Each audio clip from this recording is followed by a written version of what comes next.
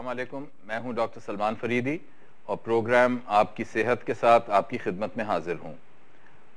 आज जो ज़ेर बहस मौजू रहेगा वो एक बड़ा आम मौजू है और बड़ी एक आम दिलचस्पी की चीज़ है, जिस पे अक्सर नाज़रीन हमको बताते हैं कि वो चाहते हैं कि कोई प्रोग्राम किया जाए, और ये है ग़िज़ा से ताल्लुक़ प्रोग्राम, और ख़ास तौर पे बच्चों की ग़िज़ा। अक्सर माओं को फ़िक्र होती है कि बच्चे को किस किस्म की ग़िज़ा देनी चाहिए, ग़िज़ा जिस बच्चे को दे रही है वो मुनासिब है कि नहीं है, बच्चे की नशोनुमा पे ग़िज़ा का क्या असर होता है, ग़िज़ा से वाबस्ता अमराज क्या क्या हो सकते हैं।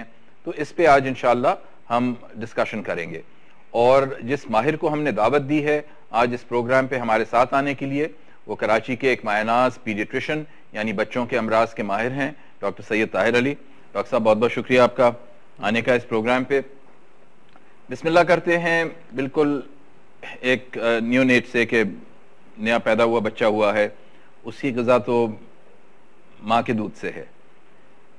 तो वहाँ से मुझे बताएं कि क्या होना चाहिए, क्या होता है, और नाजरीन को आप क्या मशवरा देंगे?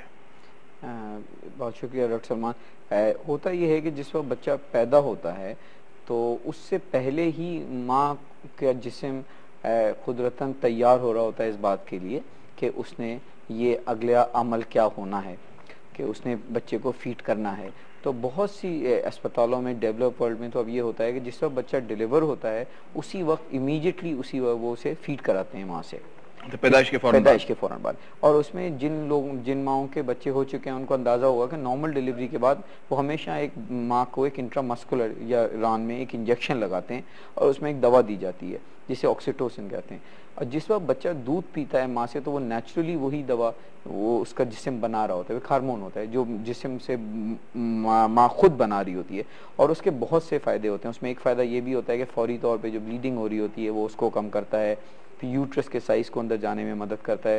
तो मैं अक्सर जो माएँ मेरे पास आती हैं मैं उनसे कहता हूँ कि ब्रेस्ट फीडिंग के माँ फैशनेबल माँ को भी बहुत से फ़ायदे हैं। और बच्चे के लिए यहाँ तक देखा गया है कि अगर बच्चा 32 हफ्ते पर पैदा हुआ है या 34 हफ्ते पर पैदा हुआ है या 38 हफ्ते पर पैदा हुआ है, उसकी माँ के दूध के कॉन्स्टिट्यूएंट्स उसके हिसाब से फ़र्क होते हैं, एक बात। और जो माँ का जो दूध होता है वो सादा दूध नहीं होता है, बल्कि उसमें इम्यूनोग्लोबुलिन्स, एंटीबायोटिक्स, प्रोबायोटिक्स, ये सारी चीज़ें भी शामिल होती हैं। तो माँ के दूध का कोई नेमल बदल नहीं है, नंबर एक, बड़ा क्लियर मैसेज जाना चाहिए। नंबर दो ये कि माँ के दूध में दूध के अलावा और भी सेहतमंद और फ़ायदेमंद चीज़ें शामिल होती हैं, और एक औरत जो एक एवरेज न्यूट्रिशन की है वो अपने माँ को, बच्चे को सक्सेसफुली ब्रेस्ट फीडिंग कर सकती है। तो डॉक्टर साहब, ये जो आपने बताया, मतलब बुनियादी तौर पे आप ये कहना चाह रहे हैं कि माँ के दूध की अहमियत कितनी है एक बच्चे की ज़िंदगी में, कि सिर्फ ये नहीं कि मतलब उसको ग़िज़ाई ज़रूरियात मिल जाती हैं, बल्कि अपनी क़ुव्वत मदाफ़ियत के लिए या इस किस्म की और चीज़ों के लिए जो चीज़ें माँ के दूध में होती हैं वो मतलब और किसी किस्म के दूध में, चाहे वो गाय का दूध हो या पाउडर का दूध हो, उसके अंदर वो चीज़ नहीं हो सकती। तो मतलब माँ का दूध पिलाना बच्चे की सेहत के लिए बहुत मुफीद है। जी हाँ, माँ का दूध, बच्चे की ग़िज़ा सिर्फ और सिर्फ माँ का दूध होना चाहिए। और जितनी जो जैसे कि मैं आपको फिर बात कहूँ, वही बात कहूँगा कि एवरेज न्यूट्रिशन की माँ है वो सक्सेसफुली अपने बच्चे को फीड कर सकती है। शुरू के दिनों में दूध का फ्लो उतना नहीं होता है, या वो गाढ़ा होता है या वो कम आता है, जिसे हमारी ज़बान में कोलोस्ट्रम कहा जाता है। तो उसकी वजह से माओं को बाज़ दफ़ा ये ख्याल होता है कि वो दूध नहीं पिला पा रही है, या कभी कभी माँ थोड़ी सी टायर्ड भी होती है। सो इन सारी चीज़ों को देखना चाहिए, लेकिन दूसरे दिन से, तीसरे दिन से एक दफ़ा जब फ्लो आ जाता है तो फिर देन इट इज़ सिंपल। और डॉक्टर साहब, जो माँ का दूध होता है, ये मतलब कितने दिन तक माँ को, बच्चे को दूध पिलाना चाहिए, क्या मुनासिब वक्त क्या है इसके लिए? इसमें बड़ी इंटरेस्टिंग रिसर्च हुई है दुनिया में। हमारे यहाँ कुरान में लिखा है कि और माएँ अपने बच्चों को 2 साल तक दूध पिलाएं। तो ये जो लफ्ज़ 2 साल आया है, इस पे एक जगह रिसर्च हुई तो ये कहा गया कि अगर एक माँ अपने बच्चे को दूध पिलाए और वो 2 साल तक पिलाए तो ब्रेस्ट कैंसर के चांसेस जो हैं उस ब्रेस्ट में बहुत कम हो जाते हैं या बिल्कुल नेग्लिजिबल हो जाते हैं। अच्छा, अफ्रीका में एक ऐसा ट्राइब है जिसमें माएँ सिर्फ एक तरफ से फीड कराती हैं फॉर वॉट एवर रीज़न, एक ट्राइबल उनका इशू है। वहाँ उस ट्राइब में ये देखा गया है कि जिस तरफ से वो फीड कराती हैं उस तरफ से कैंसर के अब बहुत शरह कम है। जो आम तौर पे मैं रिकमेंड करता हूँ वो ये कि कम से कम जो है ना, कम से कम भी 6 महीने तक तो माएँ सिर्फ अपना दूध पिलाएं। इसी उससे पहले वीनिंग की भी ज़रूरत नहीं है, यानी कि जो ग़िज़ा ठोस ग़िज़ा है वो भी नहीं है, लेकिन 1.5 से 2 साल जो है ना ये एक बेहतर वक्त होता है। उस वक्त फिर आप दूध बच्चे का छुड़ा सकते हैं। इसलिए कि 1 साल के बाद बच्चे को दूध की, किसी भी किस्म के दूध की उतनी ज़रूरत नहीं होती जितनी शुरू में होती है, उसको फिर ऊपर की ग़िज़ा। अच्छा, लेकिन कुछ बच्चे ऐसे भी होते हैं या कुछ माएँ ऐसी होती हैं जो कि ये रिलेशनशिप कायम नहीं कर सकती, यानी माओं को मतलब दूध मुनासिब मिकदार में उसकी रवानी नहीं है, ये फ्लो नहीं है, या कभी कभी बच्चों में भी देखा गया है कि उनको इंटॉलरेंस होती है, यानी दूध या लैक्टोज रिलेटेड प्रोडक्ट्स नहीं कर सकते हैं। तो इस सूरत में फिर क्या कर सकते हैं, मतलब वो कौन सी सूरतें हैं जहां माँ ये दूध नहीं पिला सकेगी या काबिल नहीं होगी दूध पिलाने की? देखिए वो बहुत ही मिनिमल कंडीशन, रेयर कंडीशन है, शाज़ो नादिर होती हैं। इसलिए जनरल मैसेज ये कि पिलाना चाहिए। अगर ऐसी कोई सूरत होती है तो उसमें आपका जो मुस्तनद मालिज है उससे मशवरा करना पड़ता है। फिर उसके मशवरे से ऐसे दूध आते हैं जो लैक्टोज फ्री होते हैं, वो दिए जा सकते हैं। लेकिन 100 में से 95 दफ़ा 98 दफ़ा ऐसी ज़रूरत नहीं पड़ती है। ठीक है, तो मतलब आमतौर पे आपने कहा कि 95-98% केसेस में मतलब कोई प्रॉब्लम नहीं होना चाहिए और माँ जो है वो बच्चे को दूध पिलाए। अच्छा, दूध के अलावा, ठीक है, दूध तो पिलाती रहे, 2 साल तक पिला सकती है, दूध के अलावा ग़िज़ा के अंदर सॉलिड फूड या और चीज़ें शामिल करनी, यानी वीनिंग जो होती है, ये भी प्रोसेस शुरू हो जानी चाहिए? 6 महीने की उम्र के करीब आकर, जब बच्चा 6 महीने के अराउंड आ जाए, फिर आप उसको एक एक करके ग़िज़ा पे इंट्रोड्यूस कराते हैं। और जो मैं रिकमेंड करता हूँ ये कि पहले चावल से स्टार्ट करें, आप राइस बेस्ड फूड हो। अब उसमें आप खिचड़ी भी बना सकते हैं, खीर भी बना सकते हैं, लेकिन इसमें याद रहेगा इसमें जो भी दूध इस्तेमाल होगा वो फिर बेबी मिल्क होगा। अभी काउज मिल्क को अभी ना लाएं, बीच में जो ऑर्डिनरी मिल्क है, जो पॉस्चराइज मिल्क है, दूध वाले का दूध जो है, उसको अभी ना लाएं। लेकिन ये सब चीज़ें हल्के हल्के शुरू करें और इस बात का ख्याल रखें कि बच्चे के पेट में और बड़े आदमी के पेट में 2 बुनियादी फ़र्क होते हैं। एक तो साइज़ का फ़र्क होता है और दूसरे दांतों का फ़र्क होता है। 6 महीने में बच्चे के दांत नहीं है, तो आपने जो भी चीज़ को करना है उसको काफ़ी मसल के सॉफ्ट करके और फिर देना है। इसलिए बच्चा उस वक्त सिर्फ सॉलो कर रहा है। तो ये 2 चीज़ों पे आपने ज़्यादा निगाह रखनी। और फिर घरेलू इस्तेमाल में जो आप करें, चावल से शुरू करें।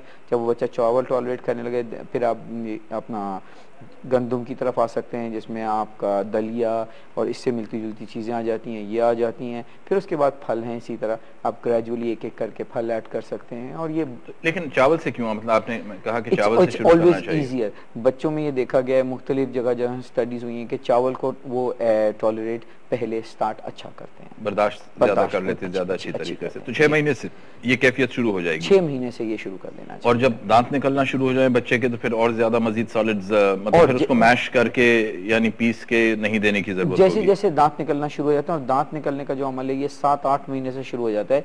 बाज़ बच्चों के दांत कभी कभी लेट भी निकलते हैं। 15 महीने तक अगर दांत नहीं निकले तो मैं बहुत ज़्यादा फिक्रमंद नहीं होता हूँ, मैं रीअश्योर कर देता हूँ। तो उस इसमें यह है कि अगर आप इस दौरान बच्चे की दांतों के हिसाब से आप उसे मैश करके भी दे सकते हैं और क्लियर फूड भी दे सकते हैं। ठीक है, और ये मतलब क्या रेशियो क्या होना चाहिए कि कितनी ग़िज़ा बच्चे की जो है वो माँ के दूध से आए जब एक दफ़ा वीनिंग की प्रोसेस यानी सॉलिड फूड की प्रोसेस इंट्रोड्यूस कर दें, और कितनी मिकदार उसकी है वो ये सॉलिड फूड से या ज़्यादा मुस्तनद ग़िज़ा से आए? इसमें यह होता है कि हम कहते हैं कि बच्चे को 3 खाने और 3 नाश्तों की ज़रूरत होती है 6 महीने के बाद। तो उसमें दिन में 3 से 4 दफ़ा आप उसे ब्रेस्ट फीड कर सकते हैं और 2 से 3 दफ़ा से स्टार्ट करके वीनिंग कर सकते हैं। और जैसे जैसे उम्र बढ़ती जाती है तो फिर दूध का काम कम होता जाता है। इसलिए दूध में एक बहुत ग़िज़ाइयत भरपूर चीज़ है, लेकिन उसमें बहुत सारे माइक्रो न्यूट्रिएंट्स ऐसे हैं जो बिल्कुल नहीं होते, जिसमें नंबर 1 आयरन है। तो उसके लिए हमें फिर वीनिंग फूड की ही ज़रूरत पड़ती है। ठीक है, और ये बताएं मुझे कि अब बच्चा थोड़ा बड़ा होना शुरू हो जाए, तो जब बड़ा थोड़ा और होना शुरू हो जाता है, 2 साल तक तो आपने कहा कि मतलब माँ का दूध है, लेकिन माँ के दूध को की मिकदार को कम करने की प्रोसेस कब से शुरू करें? 1 साल की उम्र से। फिर 1 साल की उम्र से जनरली दूध की जो रिक्वायरमेंट है वो दिन भर में 3 प्याली के करीब हो जानी चाहिए। एक पाइंट जो होता है 3 प्याली, तकरीबन 2.5 से 3 प्याली दूध उस बच्चे को चाहिए, यानी कि एक सुबह में 1 मिल गया, एक रात में मिल गया, दिन में 1, और बाकी जो है उसे वो ठोस ग़िज़ा की तरफ हल्के हल्के लाना चाहिए। इसी का मकसद ऐसे बच्चे देखते हैं जिनका वज़न तो ठीक होता है और वो दूध ज़्यादा पी रहे होते हैं, और जब उनका खून चेक किया जाता है तो वो माकली एनीमिक होते हैं, यानी कि उनमें खून में सोक्स खलियों की कमी हो रही होती है। एनीमिक होते हैं? एनीमिक होते हैं। ठीक है, और जब बच्चा चलना फिरना शुरू कर दे डॉक्टर साहब, मतलब उसके बाद फिर क्या 2 साल की उम्र गुजर गई, अब माँ का दूध बंद हो गया, अब तो वो सारी मतलब ठोस ग़िज़ा के ऊपर है और चीज़ों पे। तो यहाँ पे मतलब क्या बच्चे की क्या ग़िज़ा, क्या डाइट होनी चाहिए? इसमें 2-3 बड़ी बुनियादी उसूल हैं, अगर जिनको फॉलो कर लिया जाए तो फिर उससे बहुत आसानी हो जाती है। किसी भी उम्र के बच्चे के खाने में चंद बुनियादी चीज़ें जो होनी चाहिए, जिसमें एक चीज़ निशास्ता या कार्बोहाइड्रेट है, एक प्रोटीन्स हैं, फिर उसके बाद फ़ैट है। और अगर आप एक प्लेट बनाएं तो सबसे नीचे जो है वो निशास्ता होता है, उसके बाद प्रोटीन्स होते हैं और उसके बाद सबसे ऊपर फैट होते हैं, तो ये त्रिकोण बन जाता है। तो ये एक बुनियाद है, इसमें होना चाहिए। और कोशिश ये करनी चाहिए, बल्कि 100% ये करना चाहिए कि जो भी चीज़ हो वो घर की बनी हुई हो। बाज़ार से जो चीज़ें लेकर खाने का हमारे यहाँ बड़ा रिवाज है, और हम अक्सर देखते हैं कि जो 2 या 3 साल वाले बच्चे हैं और बाहर से जाके खा रहे होते हैं कुछ चीज़ें, उससे उनकी भूख में भी इफ़ेक्ट हो रहा होता है, और इसलिए वो घर आके फिर कुछ नहीं खा रहे होते हैं, उनको न्यूट्रिशन भी नहीं मिल रही होती है, इसलिए उनका वज़न भी कम होता है। डॉक्टर साहब, इस पर ज़रा 1 मिनट आपको इंटरप्ट करता हूँ, एक कॉलर लाइन पे है, उनका सवाल ले लें। हेलो। वालेकुम जनाब, क्या नाम है आपका और कहाँ से रिंग कर रहे हैं? मैं मोहम्मद अली खान, अली फाउंडेशन स्कूल का मैनेजिंग डायरेक्टर हूँ, समंदरी से। जी जी, मोहम्मद अली खान साहब, अपना सवाल फरमाइए, क्या है?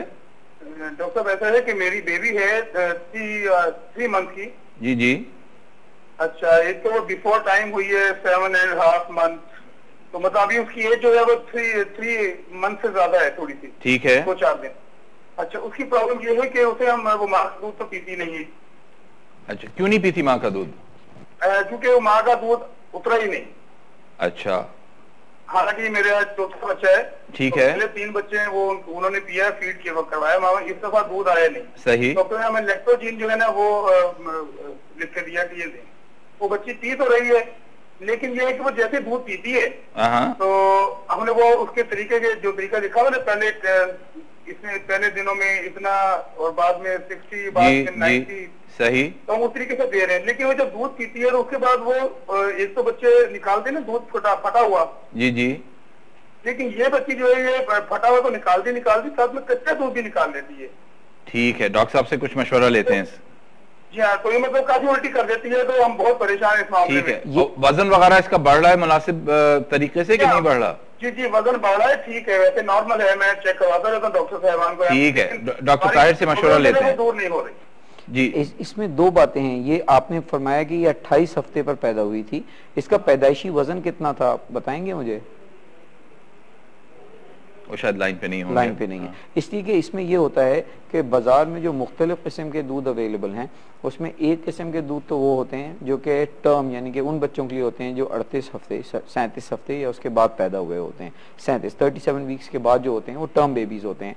अगर आपका बच्चा प्री मैच्योर था तो इन बच्चों के लिए ख़ास किस्म के दूध आते हैं जो ख़ास इन कम वज़न के और जो कच्चे दिनों के जो हमारे यहाँ उर्दू में कहा जाता है, या प्री मैच्योर जो बेबीज़ होते हैं उनके लिए होते हैं।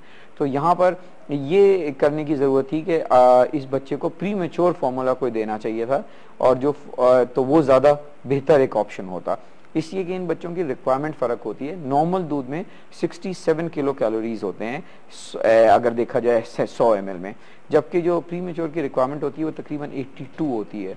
वो कहने को तो सिर्फ 15 किलो कैलोरीज का फ़र्क है, लेकिन अगर उतने बच्चे के हिसाब से देखा जाए तो वो काफ़ी हो जाता है, इसलिए कि जो वॉल्यूम है और वो बहुत ही परसेंटेज अच्छा खासा परसेंटेज का फ़र्क हो जाता है।